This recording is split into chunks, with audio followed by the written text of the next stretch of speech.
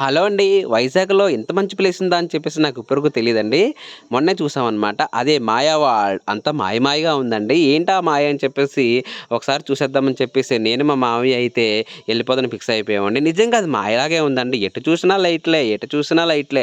Next planets అన్ని planets తీసుకొచ్చి ఒక దగ్గరే పెట్టారా అన్నట్టుగా అయితే ఆ మాయా వరల్డ్ ఉందండి. మాయ అన్నందుకన్నా మొత్తం అంతా మాయ చేసేసారండి.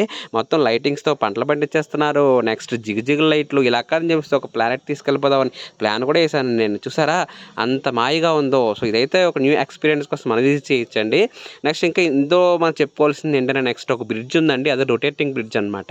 అది చూస్తే పడిపోతున్నట్టు అనిపిస్తుంది. కానీ పడిపోదండి. అదంతా మాయలా ఉందనమాట. అందుకే దీన్ని మాయా వరల్డ్ అన్నారేమో.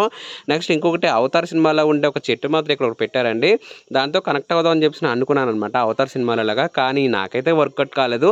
ఏదో ట్రై చేశాననమాట. అగో చూసారా? అయినా సరే వర్కౌట్ నెక్స్ట్ ఇంకొక మాయ ఏంటంటే అద్దాలండి. అద్దాలే ఎటు చూసినా అద్దాలే, ఎటు చూసినా అద్దాలే. ఆ అద్దాల్లో మనం ఏం చేయాలంటే రూట్‌ని ఫైండ్ చేయాలనమాట.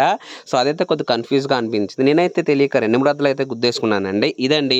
సో, ఇక్కడ పర్ పర్సన్‌కొచ్చేసి ఎంట్రీ టికెట్ 236 అయితే చార్జ్ చేస్తున్నారండి. అదే కొద్దిగా ఎక్కువ దొబ్బేరేమో అనిపించింది. దీని అడ్రెస్ వచ్చేసి మనకు ఆర్‌కే బీచ్‌లో సబ్‌మెరైన్ ఆపోజిట్‌లోనే ఉంటుంది.